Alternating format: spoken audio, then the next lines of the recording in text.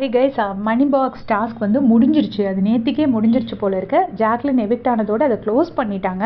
So நான் வந்து முத்துக்குமரன் அந்த 7 lakhs எடுத்தாருன்ன உடனே நான் வந்து டபுள் செக் பண்ணாமல் உங்களுக்கு நான் போஸ்ட் பண்ணிட்டேன். ஐம் ரியலி சாரி, அவர் அதை எடுக்கலை போல இருக்கு.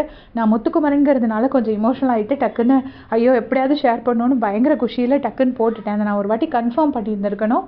I'm really sorry. ஏன்னா நீங்கள் என்னை நம்பி என்னோட அப்டேட்ஸ் பார்க்க வரீங்க. நான் எப்போவுமே ராங் அப்டேட்ஸ் கொடுக்க மாட்டேன். இந்த ஒரு வாட்டி மிஸ்டேக் ஆகிடுச்சு, மன்னிச்சிருங்க. இது என்னோடய யூஷுவல் சோர்ஸ் கிடையாது, வேறு ஒரு அண்ணா சொன்னது. ஸோ நான் அதை அப்படியே போட்டுட்டேன்.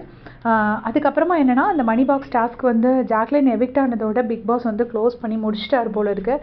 6 பேரும் அட்டெம்ப்ட் பண்ணி முடிச்சிட்டாங்க. அதோடு இல்லை, ஜாக்லினோட எவிக்ஷன் ஆகிடுச்சு. ஸோ இதுவே பயங்கரமாக பேக்ஃபயர் ஆகும் பிக் பாஸுக்கு. ஸோ இனி வேற வச்சு யாராவது ஒருத்தர் மிஸ் பண்ணிட்டாங்க அப்படின்னா பெரிய பிரச்சனையாயிரும். இப்போ வரைக்கும் மணி எவ்வளோ குறைஞ்சிருக்கு அப்படின்னு பார்த்தீங்கன்னா 40 lakhs ஆகிடுச்சு. 40,50,000 ஆகிடுச்சு. ஏன்னா விஷால் 5 லட்சம், பவி 2 லட்சம், ரயான் 2 லட்சம் அண்ட் முத்துக்குமரன் 50,000. ஸோ 9.5 லட்சம் குறைஞ்சிருச்சு. ஸோ இப்போவே 40,50,000 தான் வின்னரோட ப்ரைஸ் மணியாக இருக்குது. ஸோ இது வந்து ரொம்ப தப்பு. ஏன்னா பிக் பாஸ் வந்து இப்படி 50 லட்சம்னு சொல்லிட்டு 40 லட்சமாக ஆக்கிட்டாங்க. ஸோ ரொம்ப நானும் உங்களெல்லாம் மாதிரி ரொம்ப டிசப்பாயிண்ட் ஆகி தான் இருக்கிறேன். நான் முத்துக்குமரனுக்கு அட்லீஸ்ட் ஒரு 7 லட்சம் கிடச்சிது, நல்ல வேலை அது வேறு யாரும் எடுக்கலான்னு நினச்சிட்டு நான் சந்தோஷப்பட்டேன். எனக்கும் அது இல்லைன்னொடனே கொஞ்சம் அன்ஹாப்பியாக தான் இருக்குது. Really sorry guys, thanks for வாட்சிங்.